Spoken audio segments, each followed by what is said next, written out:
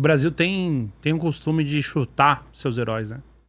De, de derrubar o prestígio, Porque a parece, memória. como disse lá o compositor Tom Jobim, o sucesso no Brasil é tido como um problema pessoal, que ninguém aceita. O Marechal Rondon ia receber o Prêmio Nobel da Paz com a indicação do Albert Einstein, que escreveu do próprio punho uma carta para o comitê do Nobel e indicando o nome do Marechal Rondon.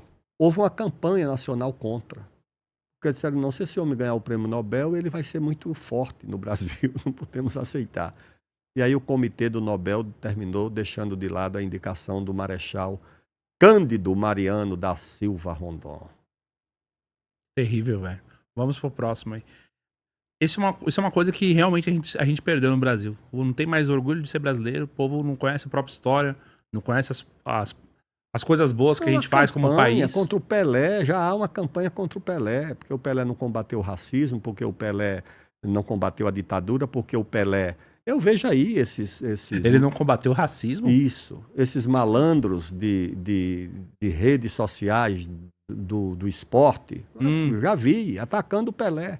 Eu digo, o Pelé não precisava falar de racismo. Ele já era luta contra o racismo. A presença dele no mundo do futebol já era a luta contra o racismo. Nenhuma personalidade da história do Brasil projetou tanto o Brasil quanto o Pelé. Eu convivi com o Pelé. Eu acompanhei a presidente Dilma numa visita à Suécia. Eu era ministro da Defesa e íamos lá visitar a fábrica dos Gripen. E eu fui com ela. Antes eu tinha ido, aí ela foi recebida no palácio, lá em Estocolmo, pela rainha Silvia, pelo rei Gustavo, solenemente, com a delegação dela, nós fomos recebidos. E eu tinha ido antes com o Pelé, quando eu era ministro do Esporte. A Dilma foi recebida numa recepção, a presidente Dilma. O Pelé foi recebido num jantar pela rainha. Quando o Pelé entrou no estádio de Estocolmo, ele foi recebido de pé, aplauso de pé. Ninguém seria recebido além do Pelé numa situação daquela. Não teria aplauso de pé para nenhum estadista, para nenhum cientista. Teve para o Pelé. Então o Pelé fez tudo isso. Hoje é alvo do preconceito, da discriminação, do politicamente correto contra o Pelé, pelo amor de Deus. O próprio Neymar também. Não, do Neymar eu tenho certeza. Por quê? Porque querem julgar as pessoas pela sua vida privada, pelas suas relações privadas. Eu não quero saber das relações privadas do Neymar, nem sou obrigado a concordar com a vida privada do Neymar. Eu sou obrigado a admirar o que o Neymar projetou o nome do Brasil no mundo, como um grande artista do futebol, como o Garrincha. O Garrincha foi lá para a Suécia na Copa do Mundo e deixou lá um filho. Não teve nem como reconhecer. Meu Deus. Deixou um filho. Agora é o seguinte, destruiu os adversários.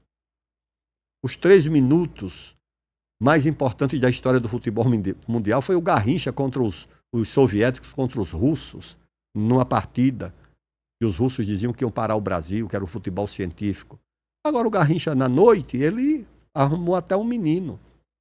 Aí o Garrincha seria hoje condenado por machista, misógino e... que é isso? Fala sério. Isso é um absurdo.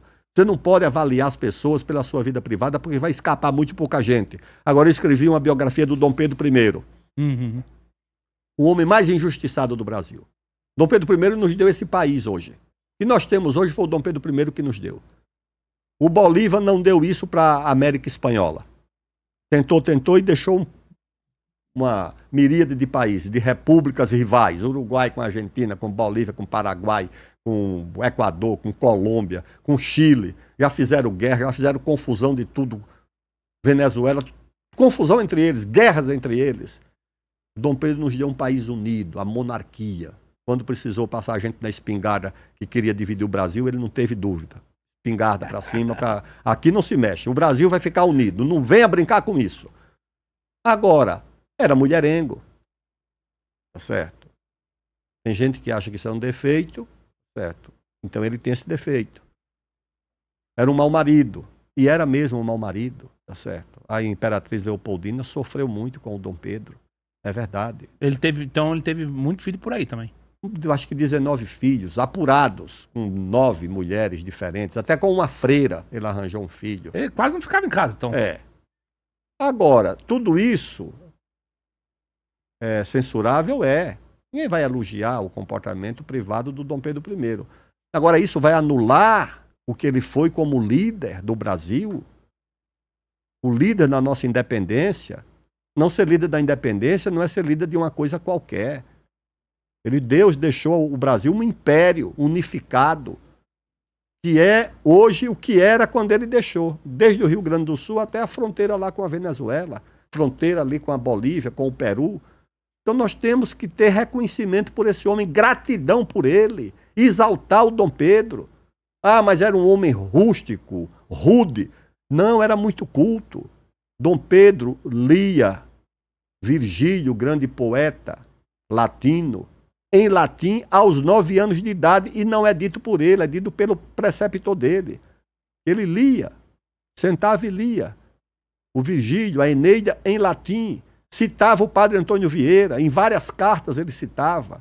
Tinha uma ideia do Brasil, uma ideia de grandeza do Brasil, de que nós teríamos um grande destino. Morreu aos 34 anos, deixando para um filho um império no Brasil, Dom Pedro II.